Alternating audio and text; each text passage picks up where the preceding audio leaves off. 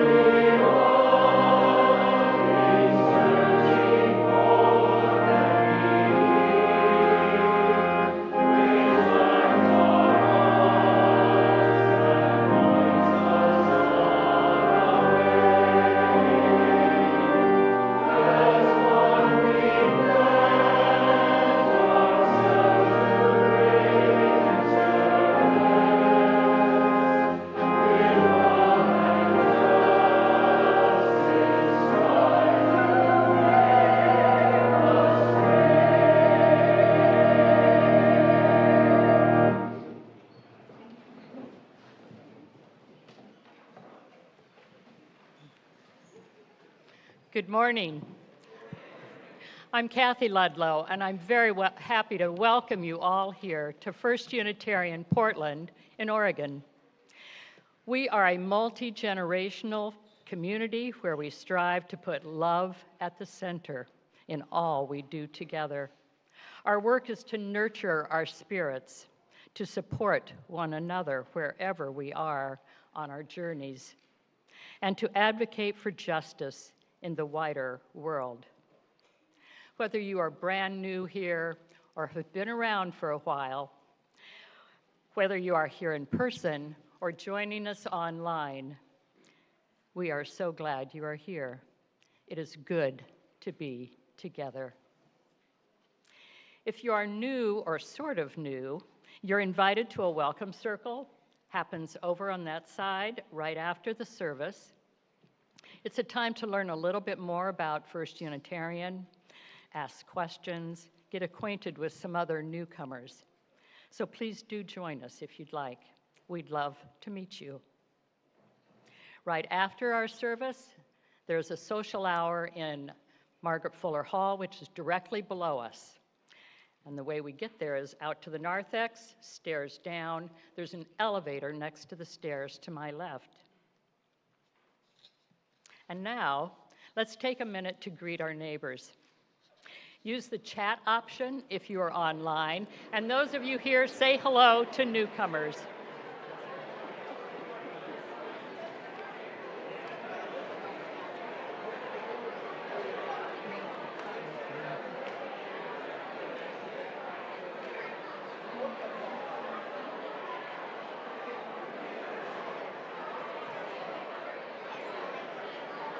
Good morning. Good morning. I like your scarf. It's quite gorgeous. How are you? I'm good. Oh, good. We have fun up here. We have fun. I know.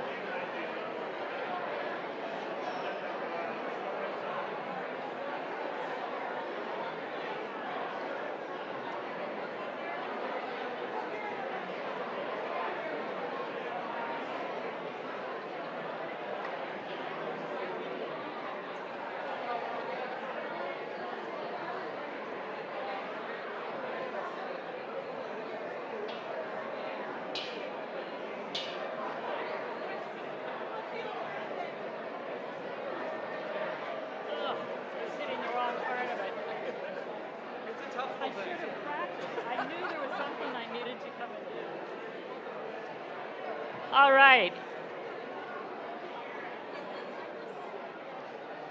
Can we continue these conversations at coffee?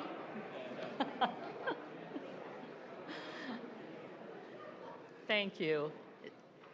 It's nice to have everybody saying hi. I'd like to invite Armani up to help me light the chalice.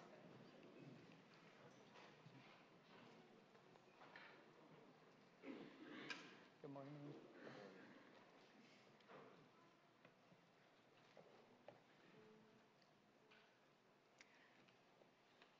We are Unitarian Universalists. We light this chalice in faith, in hope, and in love. Thank you. I'm done. Our call to worship is written by Michelle Obama.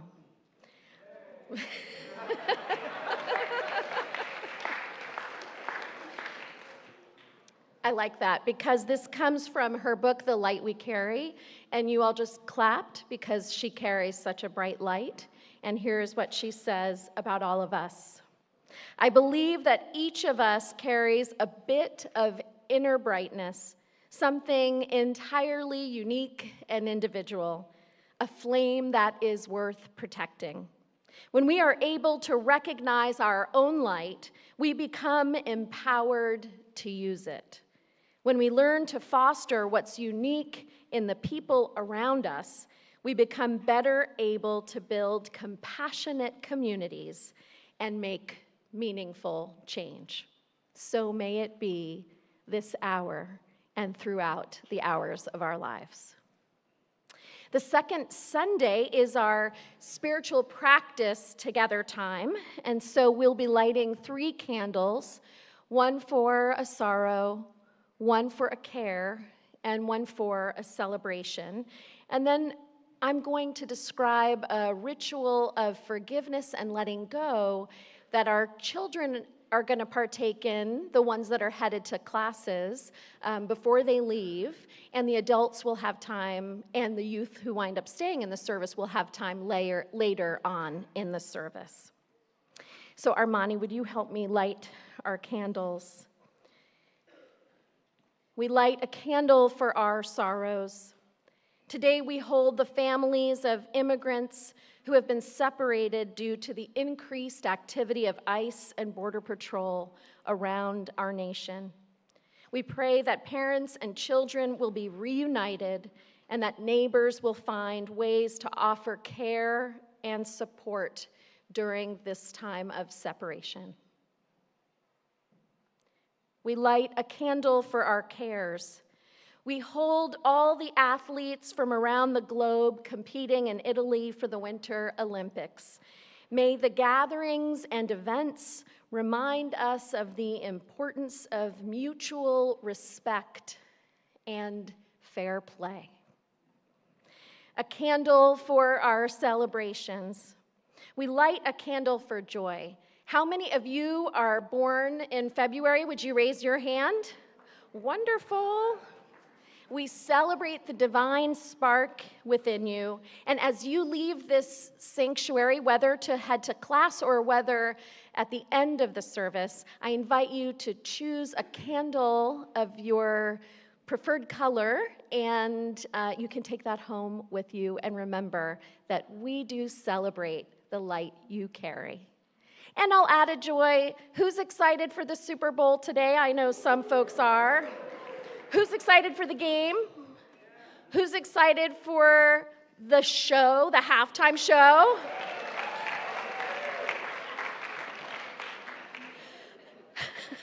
Who's excited for the commercials? Oh my goodness, I don't know what it says about Unitarian Universalists that we're more excited about the commercials than the game. But I am with all of you that, oh wait, and who's excited for the appetizers that you'll be eating? For all these joys, we give thanks. Thank you, Armani. And now, for a little bit about forgiveness. and letting go. So for the children of all ages, from the littlest to the elders, have you ever made a mistake in your life?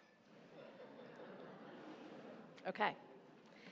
Sarah is a child who wanted to paint a tree outside her window, and just when she was putting the final touches on the painting, the paper slipped, and instead of a purple flower at the bottom, a big purple brushstroke went through the entire tree. Evan is a child who was so excited to get to play a big part in a theater performance. He worked so hard to memorize all of the words of his character, and on opening night, he got what is called stage fright. And at first, he couldn't remember a single word that he had memorized. The whole first scene, someone had to remind him of everything he was supposed to say. It was embarrassing, but he stayed up there. And by the second scene, he did start to remember his lines. River is a child who loves to run, and very fast. They always won the races in their grade. One day, a new student arrived in their class named Austin. It was recess, and a bunch of the students decided to race each other around the perimeter of the playground. For the first time, River didn't win the race, and Austin did. River was jealous and shouted, "I wish you had never come to our school." But then, River felt bad about not being kind to the new student. We all make mistakes from time to time. None of us is perfect, and all of us are precious and worthy. We've all messed up something that we've worked hard on. We all have need of others to help us correct our mistakes. We all have moments where we fall short of being kind. We can all apologize when that happens and try to do better the next time.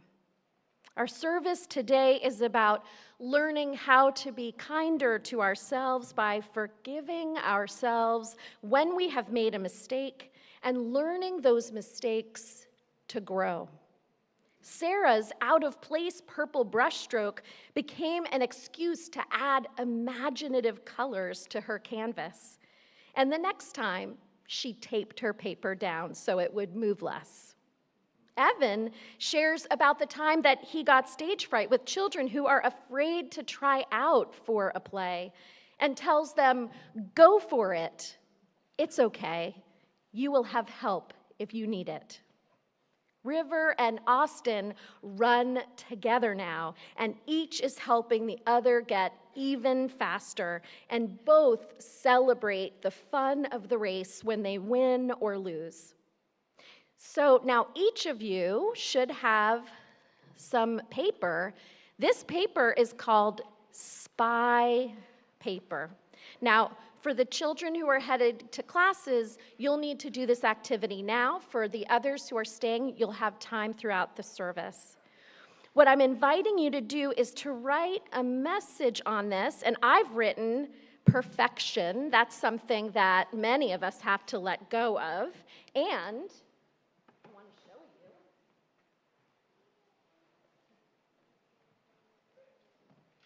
If you take this special spy paper, and there's bowls of water up in the balcony by the candles and here in front of me, and drop it in this, it's going to disappear.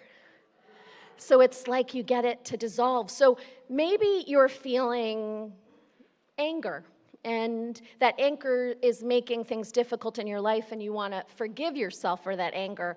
You could write down the word anger, or you could draw a jagged line to symbolize that, and you'll be dropping that in a bowl of water. Or maybe you, like River, are used to winning, but we can't win all the time. And so maybe you put a star on your paper, and to let go of a need to always come in first, and you can watch that dissolve and float away. So for the children heading, and teachers, I should say, heading to classes, I invite you, while we're singing Spirit of Life, to go over to one of the bowls near you and drop your spy paper into the water and to practice letting it go. Magic. My paper's gone. I let go of perfectionism in seconds.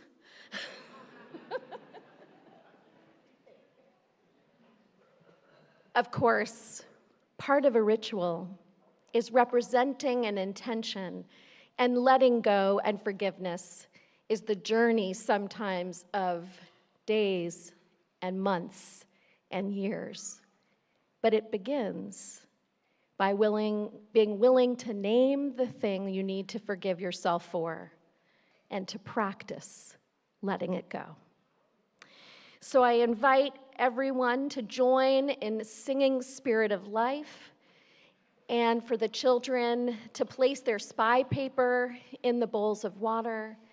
And following Spirit of Life, our children and teachers will head to their classrooms. Will you rise in body or in spirit?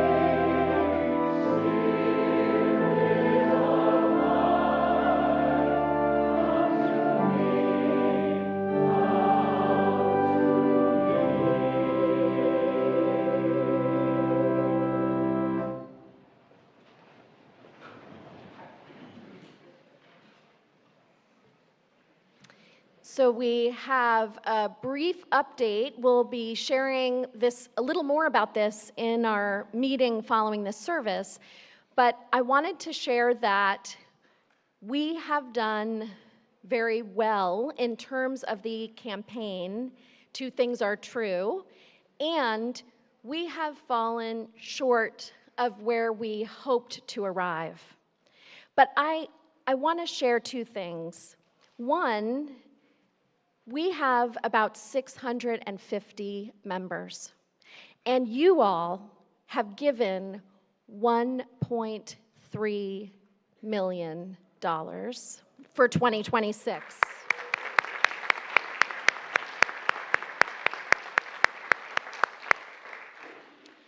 I don't want to gloss over the incredible generosity in this room, and I don't want to gloss over the fact that we have a significant gap. Our hope is that we might raise $50,000 or $60,000 more, and then we believe that we can have a budget that meets the goal. And we will have to make some painful cuts, but cutting that additional 50 or 60 feels like we will feel the impact no matter what, but that impact might really ripple out. And so I would love to invite those of you who are in the congregation that maybe haven't had a chance to share what your pledge is going to be for 2026. This would be such a great time to make a pledge. You have on the screen actually today an opportunity. Maybe you've already pledged and plan to fulfill that pledge throughout 2026. Today, there's an opportunity for a one-time gift. So whether you'd like to make a one-time gift in addition to what you're planning to give in 2026, or if you are among those that are not ready to pledge, but you would like to make a one-time gift to help us fund everything that we do here, our program with our children, our sanctuary, our facilities, our ministries, our work for justice in the world, our caring work here with one another, all of the things that we do to help support our neighbors right next to us and our neighbors in the wider world. You are invited to do so now. And I do want you to know that some folks have already heard that we had this gap, and already people are making an additional donation or deciding to join the pledge drive. In fact, 2 people just rejoined the congregation after a time away, and they'll be giving to this pledge. So wherever you are on the journey, we invite you to help make us a more sustainable community. And truly, thank you for all of the generosity of the folks in this room. Your contributions, they make a palpable difference. And I celebrate the difference that you make. Thank you.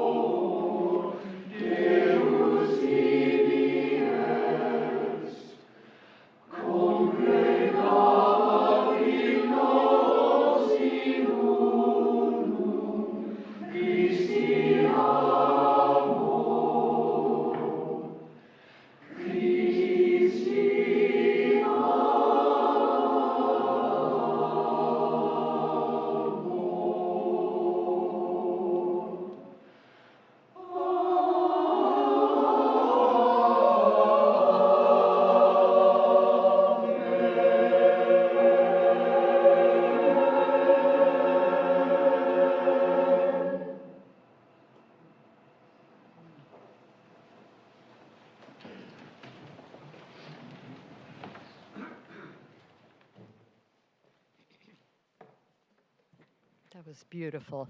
Whoops. We on? Thank you. Thank you. As many of you know, this is a very active church, and there are a number of happenings to share this morning. Today is Super Sunday, second Sunday of the month, and very popular.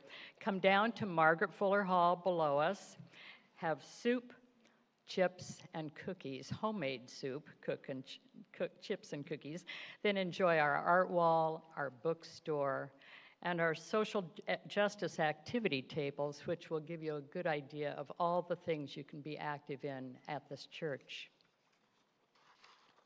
There will be a senior minister and board forum after the service. Everyone is invited to join Reverend Alison and the Board of Trustees for an all-church forum at noon today in Elliott Chapel. You'll hear some important financial information and take part in an interactive visioning exercise with Reverend Alison, which some of us have done, and it's actually quite good. So if you can be over there, this is a good one to be at. So after service, have some soup, come to Elliott Chapel to hear the latest. Everyone is invited to stop by the kindergarten and first grade RE classroom directly after service for their open house. They've been working hard with help from our high school youth on a whole cardboard village of houses and various other community institutions. Come and say hi and see what they've created. They're in the Buchan building on the second floor, room A200. And this is the last chance for the children and youth to participate in Friend to Friend, a program for kids to write cards of encouragement to Minneapolis students who are too scared to attend school due to ICE.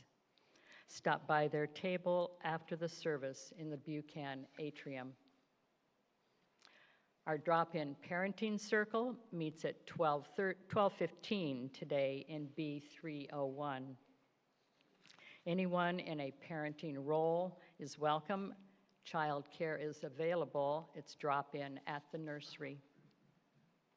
And every Friday, we hold a Vespers prayer service on Zoom from 5 to 5:40 p.m., providing an opportunity to hold prayers in real time and to receive the comforting inspiration of music, readings, and reflections on the liturgical theme of the month. The Zoom link is in front steps and on our website. It is our practice to share each week our offering with an organization whose values are in concert with our own. This church year, we are primarily sharing these offerings with organizations that First Unitarian collaborates with directly. This month, we share our plate with community partner Lift Up. Their mission is to reduce hunger and improve the lives of low-income residents in Northwest and downtown Portland, our neighbors. Lift Up believes that food is a fundamental human right, not a privilege, and that everyone, regardless of their circumstances, deserves access to good quality, nourishing food. Our Committee on Hunger and Homelessness, COHO, continues to support Lift Up by doing food drives here at the church. And this past Wednesday, Lift Up gave an inspiring and very informative presentation at the Alliance monthly meeting. Many of you may have seen that. In just a moment, our ushers will be around to accept donations by cash or check. If you want to give electronically, you can use BoxCast's donate button or the QR codes on the screen or on green cards that you might find in your seat backs near you. Our collective generosity makes the work and ministry of this congregation possible. Thank you.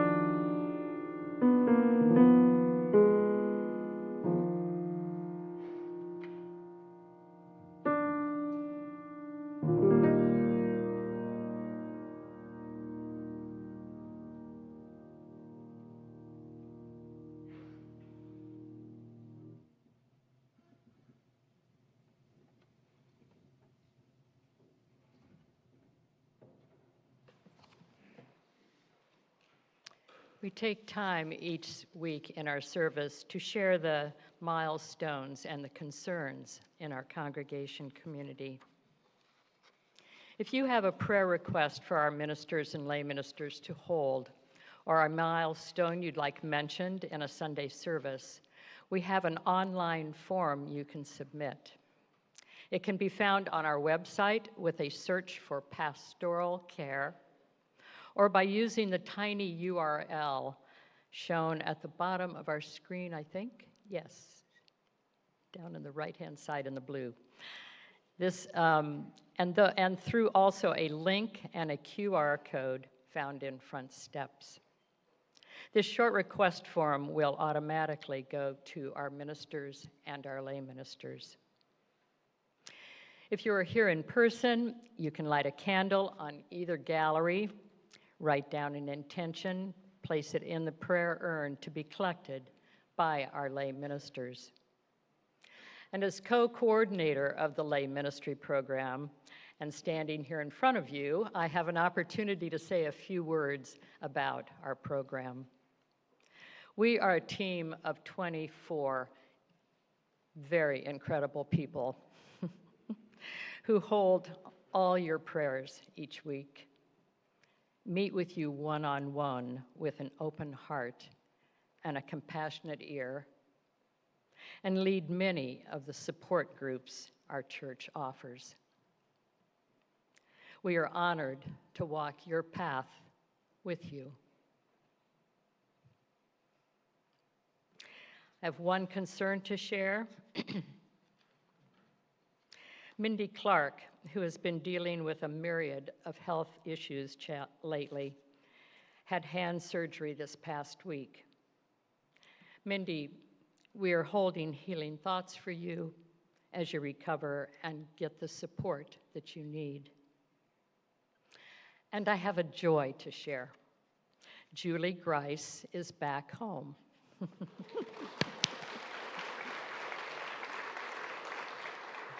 She's in her home, excuse me, her nieces are taking turns staying with her. She's so glad to be there, and so are we. She's very appreciative of all of the care and the contact that she's received from all of you. Thank you.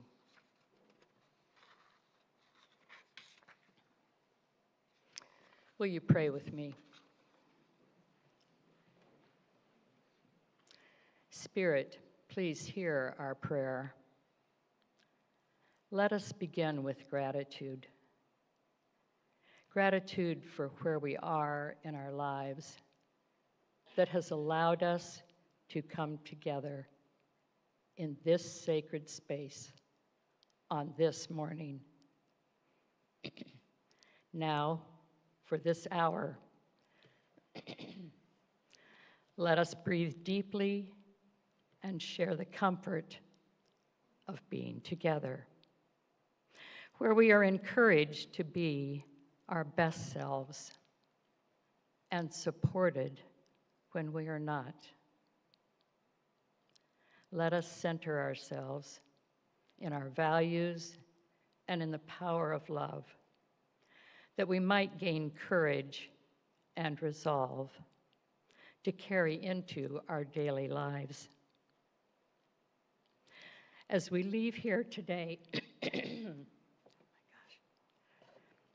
as we leave here today, may our hearts be opened a little more to face together the inevitable pain and the wonderful joys of being human. Amen. Let us be together for a few moments of quiet reflection.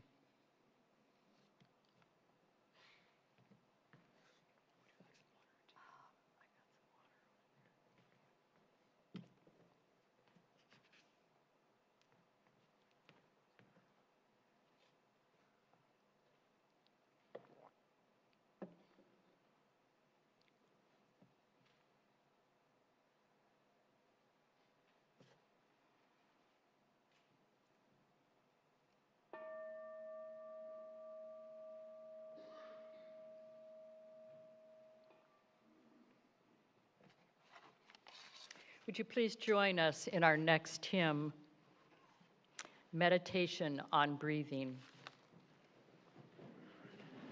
And to start this, would you meditate with me and breathe? Would you take in a breath and out? One more in. What you see on the screen is the main melody. There's two other pieces of this hymn that I'd like to teach you right now. First one, if you'd like, you could sing whatever octave is comfortable. Breathe in, breathe out, breathe in, breathe out, breathe in. There's another portion of this. Keep doing the breathe in, and I'll sing the second part to you. Ready? Breathe in.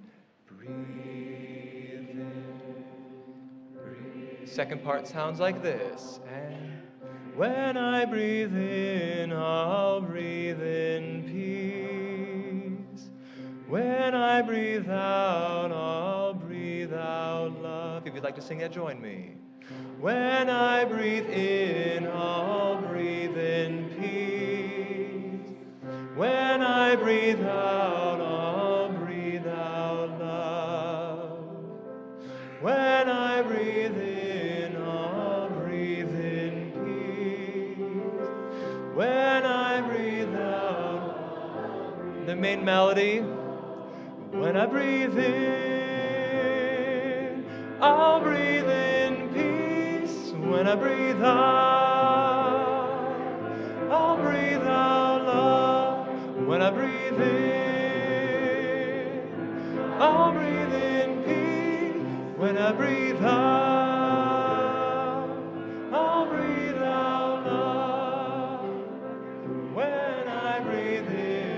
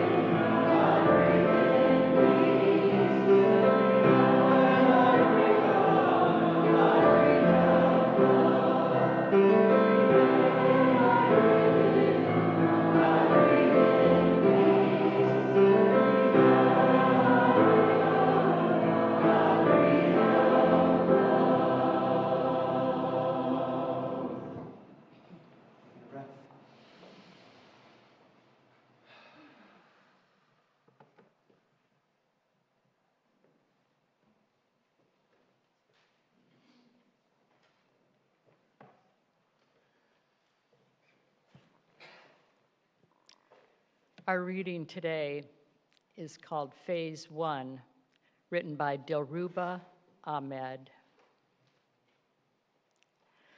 For leaving the fridge open last night, I forgive you. For conjuring white curtains instead of living your life. For the seedlings that wilt now in tiny pots, I forgive you. For saying no first, but yes as an afterthought. I forgive you for hideous visions after childbirth brought on by a loss of sleep. And when the baby woke repeatedly for your silent rebuke in the dark, what's your beef? I forgive your letting vines overtake the garden, for fearing your own propensity to love, for losing again your bag en route from San Francisco, for the equally heedless drive back on the caffeine-fueled return. I forgive you for leaving windows open in rain and soaking library books again, for putting forth only revisions of yourself with punctuation worked over instead of the disordered truth. I forgive you for singing mostly when the shower drowns your voice, for so admiring the drummer you failed to hear the drum. In forgotten tin cans may forgiveness gather, pooling in gutters, gushing from pipes, a steady rain of olives from branches relieved of cruelty and petty meanness. With it, a flurry of wings, 13 gray pigeons, ointment reserved for healers and prophets. I forgive you. I forgive you. For feeling awkward and nervous without reason, for bearing Keats's empty vessel with such calm you worried you had perhaps no moral center at all, for treating your mother with contempt when she deserved compassion. I forgive you. I forgive you. I forgive you. For growing a capacity for love that is great but matched only, perhaps, by your loneliness. For being unable to forgive yourself first, so you could then forgive others and at last find a way to become the love that you want in this world.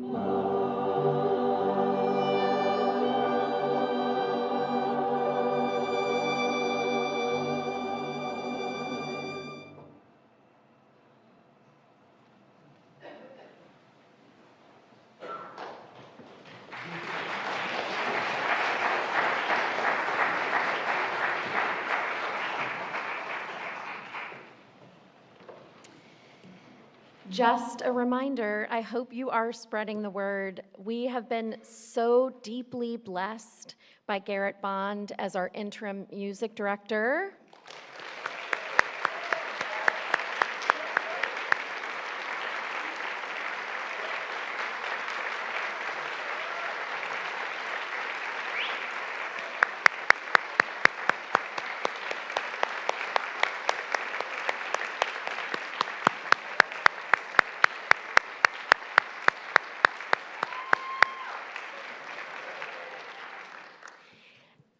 And now I want you to go onto social media or to your email friends and say how wonderful our music program is and that we are looking for a music director for next year. And we will be witnessing your continued rising star. And this is really a wonderful music program to lead. And so do share, if you know somebody or know somebody who knows somebody. We have requested those applications to come in by February 15th, and they are rolling in. So now is the time, if you know someone, for them to be considered by our music transition team. So let us move from meaning to meaning together. And music is a big, big part of it.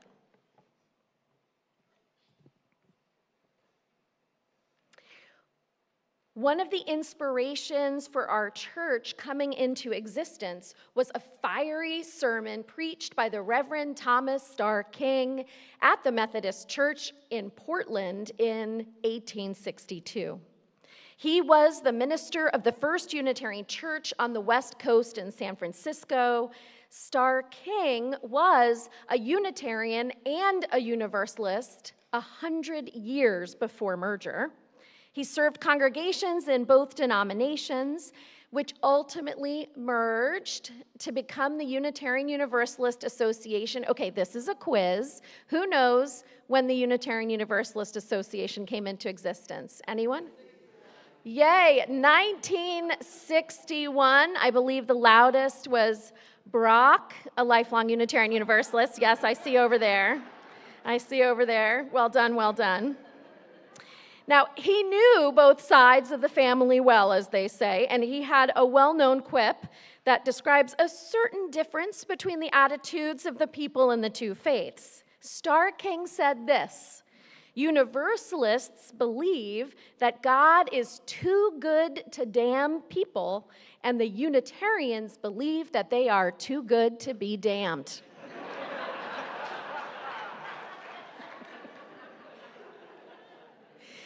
Now, this references the traditional Universalist understanding that God is love, and God would never send people for finite mistakes on earth to an eternal punishment in hell. Ultimately, we are all heaven-bound, although some Universalists did believe that people would need to do the work of restoration after death to ascend to the highest heaven. The name Universalist comes from universal salvation. Today, we have varying beliefs on the afterlife or whether there is an afterlife, but that core tenet has become our destinies are intertwined, and we are all called to create more heaven on earth, communities of mutual care where we practice economic, social, and environmental justice and engage in peace building, restoration, and reconciliation. The traditional Unitarian understanding, and note, Unitarians are predominantly the ones that built this church, is that humans have a capacity for great goodness in them. Jesus was a moral exemplar, a prophetic human being in whose footsteps we can follow. Human nature can grow more just, loving, and wise over a lifetime. The original Unitarians spoke a lot about salvation by character. These ancestors made the vital choice to reject the notion of original sin and the condemnation of human beings as tragically depraved. If you were visiting a lot of other churches in the area in the 1860s when we were founded, you'd hear a lot about how depraved human beings were. They and we, today, the Unitarians, would say, we are the ones that we've been waiting for. We are the ones that can build the beloved community that we dream about. I appreciate the clarity of call and the purposes of our heritage faiths in the past and present, as well as for the future. However, as a pastor, I have noticed a challenge or an obstacle that we stumble over, especially from our Unitarian roots. At times, our optimistic understanding of human nature that we can be ethically and morally discerning can turn into we are always ethical and morally discerning, too good to be damned. God's love or love itself may be infinite, but we cannot escape our finiteness, including our limited perspective on what is loving, just, and wise. We are not perfect. We have need of each other and of the wisdom nurtured through relationships that are multi-generational, multi-class, multiracial, multicultural, multi-gendered, multi-sexual orientation, multi-faith, no faith, and all kinds of multiple perspectives. All of us can be wise, but wisdom is not grown in soil apart from everyone else. Our vision of the goodness possible in an inclusive democracy also comes from this kind of thinking. And yet, we are living in a kind of hellscape. A great chasm in this moment from any kind of inclusive democracy, and the current head of our democracy seems to have zero interest in what is ethically just or morally discerning. One of our challenges in our faith community has been a reticence to speak about sin, which is also tied to the healing of sin, which often begins with forgiveness. Does it feel safe or possible to confess the ways that we have transgressed goodness, wisdom, love, and justice if we are sitting amongst a people who constantly reinforce that we can always choose otherwise? So what's wrong with us if we don't at every turn? The danger is that our Unitarian hope and efforts to grow in goodness can become distorted into Unitarians somehow represent a pinnacle of goodness compared to other faiths, as if we are the culmination of all that is good. As your pastor, I say to you, lay that burden down. It is a distortion of our first principle. We covenant to affirm and promote the inherent worth and dignity of every person. While this statement is a rejection of original sin and a declaration that you are worthy before you have done any good thing in this world, it is also an assertion that you are worthy despite any unworthy behavior you have committed. None of us is defined solely by our worst act, or our best act for that matter. We are flawed and imperfect. We are holy and precious. We ordinary human beings are capable of great goodness and also great harm, as well as small acts of goodness and small acts of harm. The goodness or harm can be directed at ourselves, our neighbors near and far, or the earth beneath our feet.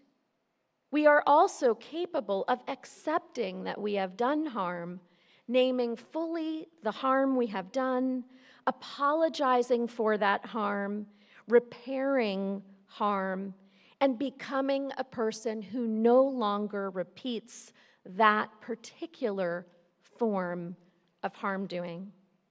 Maya Angelou writes, "I have made many mistakes, and no doubt will make more before I die.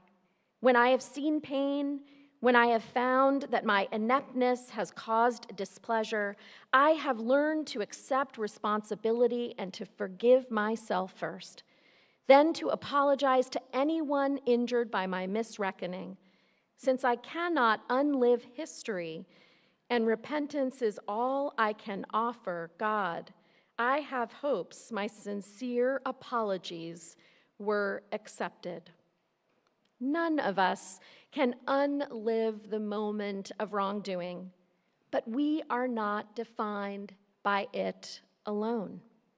If that is how you are feeling, that is a natural response at times, but it may be keeping you stuck in the past and holding you back from becoming the person, parent, coworker, volunteer, friend, neighbor, relation that you are called to be and become.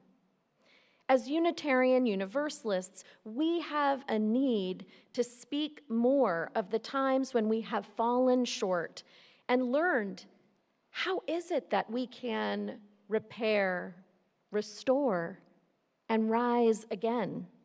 We have a need even to be able to talk about sins, transgressions, and missing the mark of love. The language of sin and the word sin was something that we rarely used to utter until quite recently, for good reason. People were harmed by being cast as sinners for who they loved, for crossing defined gender boundaries, for not believing a creed that made no sense to them. And this still happens. And some of you have experienced this harm.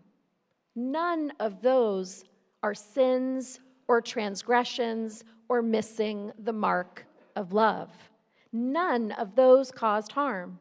Labeling those actions as sin caused harm, and summing people up as sinners causes harm. People make mistakes, some of which are hurtful to themselves or others. People do commit sins, but people are not summed up by their transgressions alone. And we believe that people can reach for goodness and for goodness' sake without the threat of hell. Our challenge here in the liberal church, though, is for all of us to be able to acknowledge that we have done wrong to ourselves or to another, that we will do wrong to ourselves and to others. If we cannot acknowledge it to ourselves, we cannot begin to heal. And I'll name, you do not have to use the word sin. And as I've mentioned before, in the Hebrew, it's an archery term, again, missing the mark of love.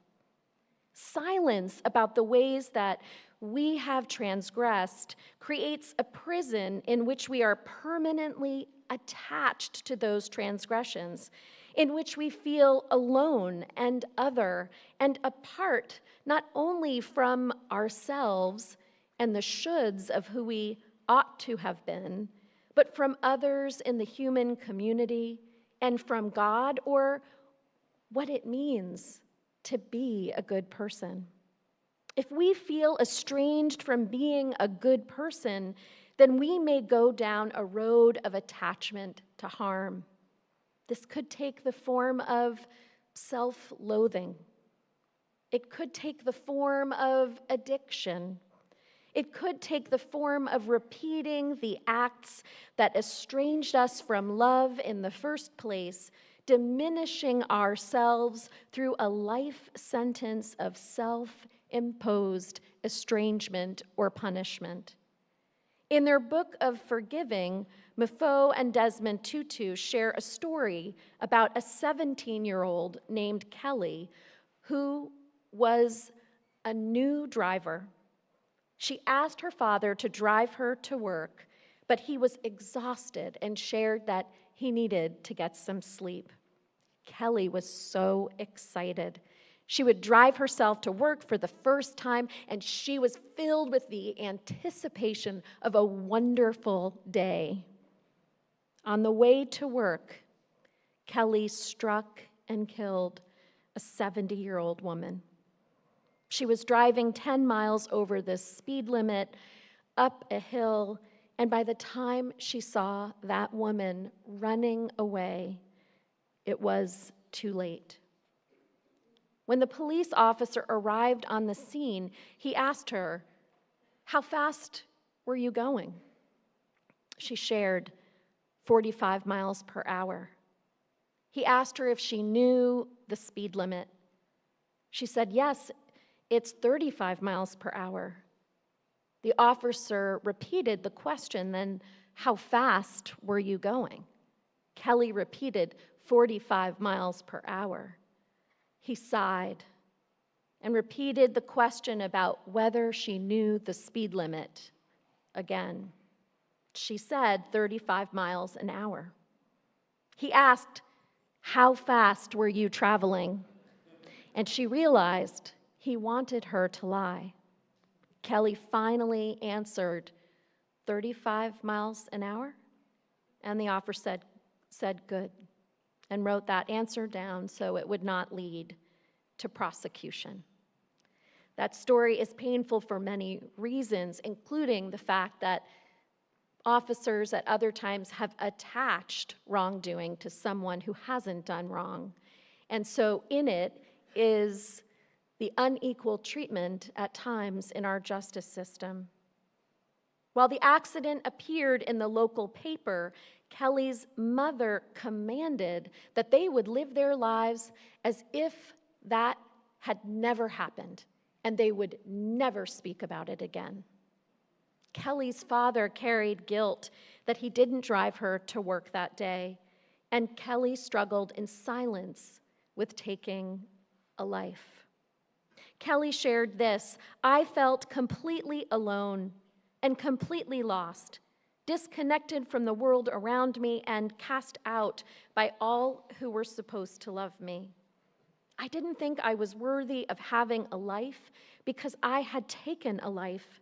There was no safe place or safe person to speak to about how I felt. Silence spiraled into further destruction. Kelly's father left the family 4 months later, and they never saw him again. Kelly lived with terror and anxiety about why was she alive? Why should she keep on living when she had killed someone? She couldn't speak about her anguish and couldn't forgive herself or ask for forgiveness. Kelly wound up punishing herself. She had already lost her family. She moved away from her town and never had any close friends. This was the cost of keeping that secret.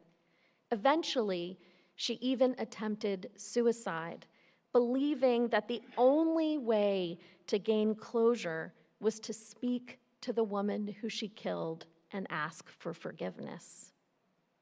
It took 3 decades, but Kelly finally reached the point of breaking silence and moving down the road of self-forgiveness and repair from the harm she committed. She was finally able to release herself from the prison of being attached to one day, to a life sentence that was like a death sentence for a tragic, life-altering mistake. The first time she drove herself to work.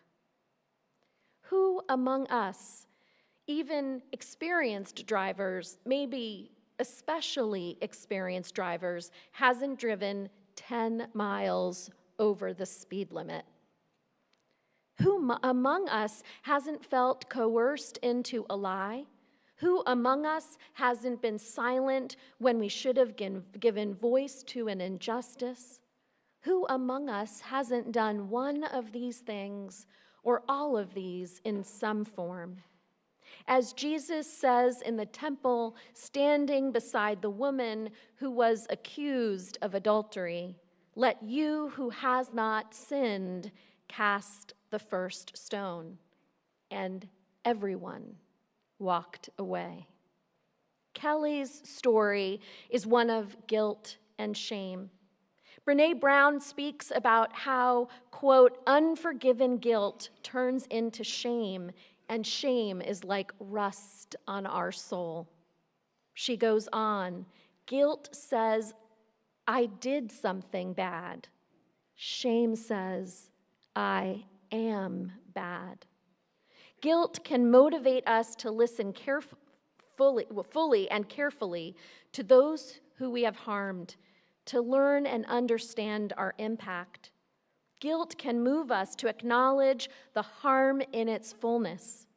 Silence doesn't allow us to let in the fullness of the harm we have done, or the slightness of the harm we have done in a different case. We must first let in the impact of our actions in order to be able to learn what it would take to let go. How can we let go of what we don't even fully understand? When we can't take these first steps, we may over-identify with our misdeed as the sum total of who we are. It becomes, I am bad. I am a sinner. I cannot do otherwise. I must be eternally punished.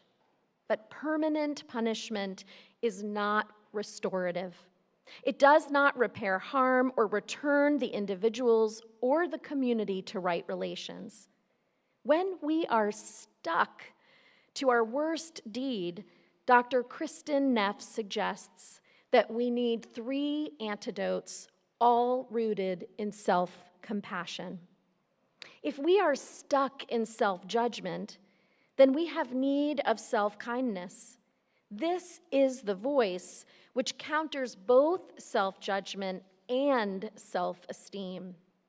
Self-esteem can take the approach of comparing yourself over and against others, and this can take the form of a confidence that is fragile.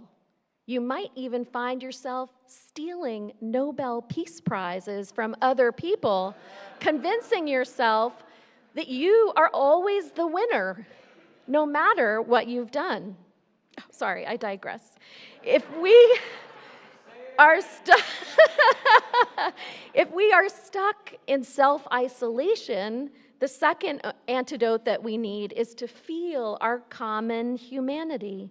Understanding our connection to all of humanity allows us to witness that we are never alone in our falling short.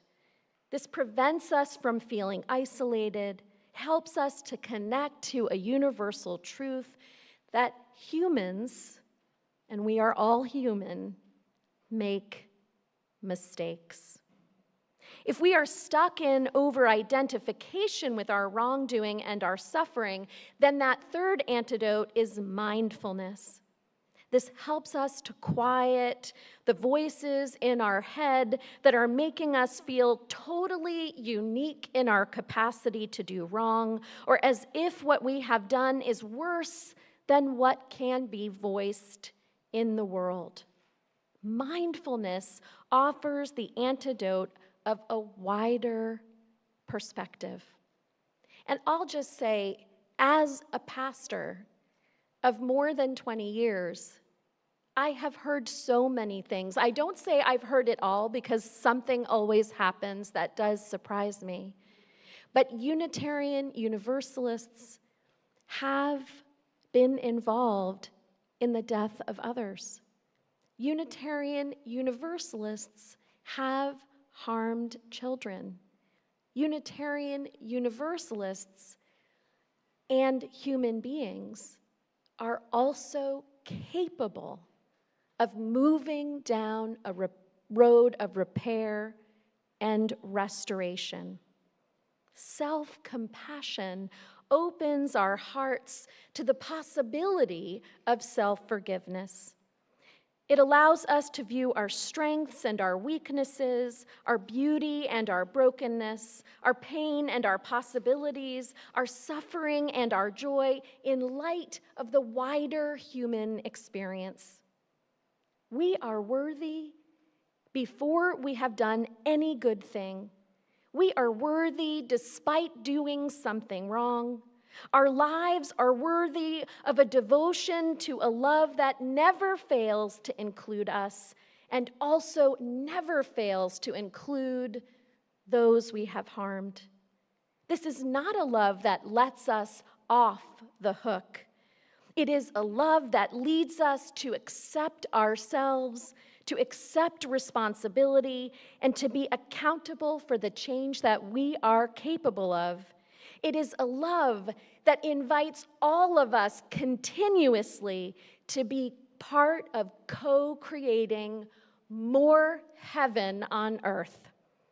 Communities of mutual care where we practice economic, social, and environmental justice and engage in peace building, restoration, and reconciliation, where everyone counts and everyone is counted on.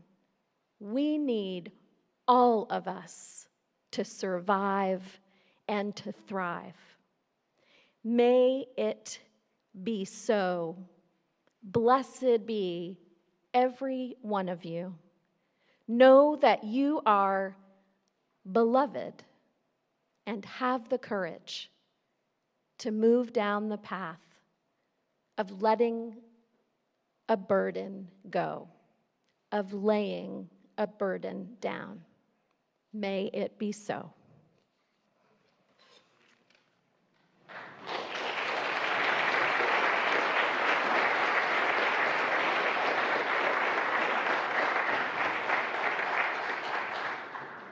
So we are going to join in our responsive chant, Begin Again in Love. And I invite you, if you want to at any point during this song or following the service, to go ahead and place your paper in one of the water vessels around the room.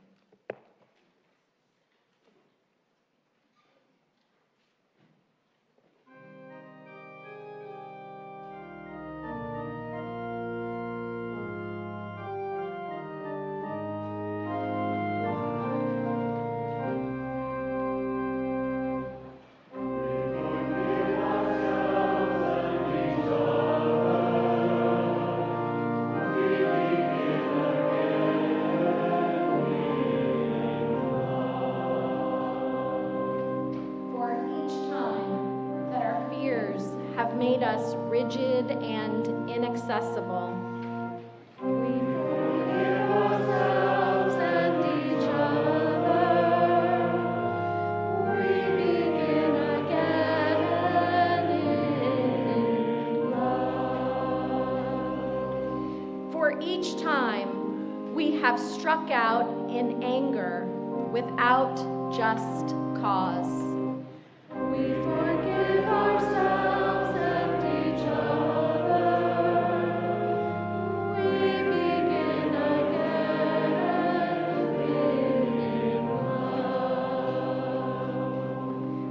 Each time that our greed has blinded us to the needs of others. We forgive ourselves and each other. We begin again in love. For the selfishness that sets us apart and alone. We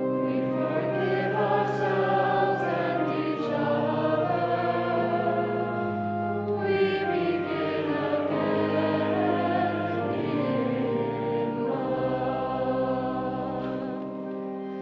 for falling short of the admonitions of the Spirit.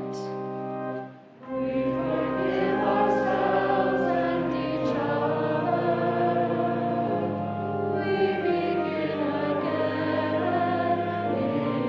in love. For losing sight of our unity.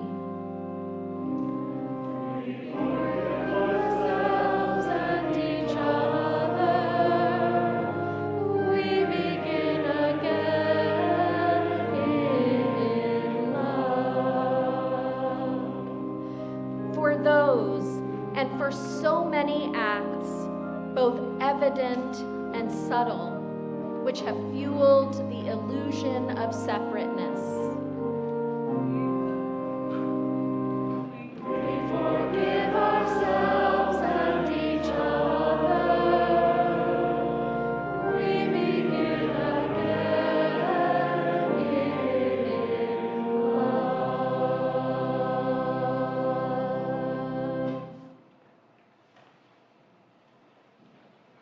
Let us breathe in and out.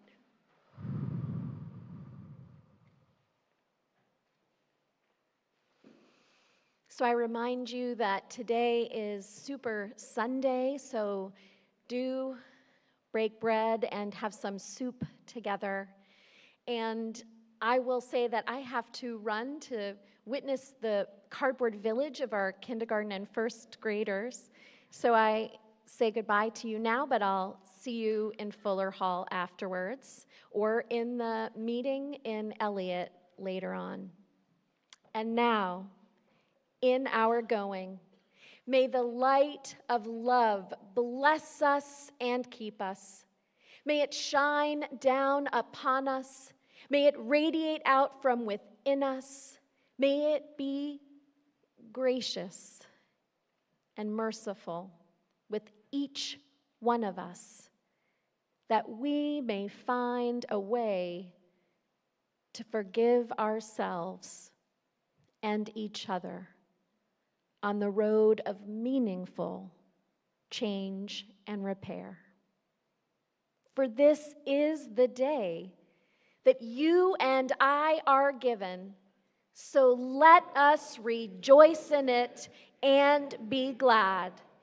Go in peace, practice love, begin again in love. Amen.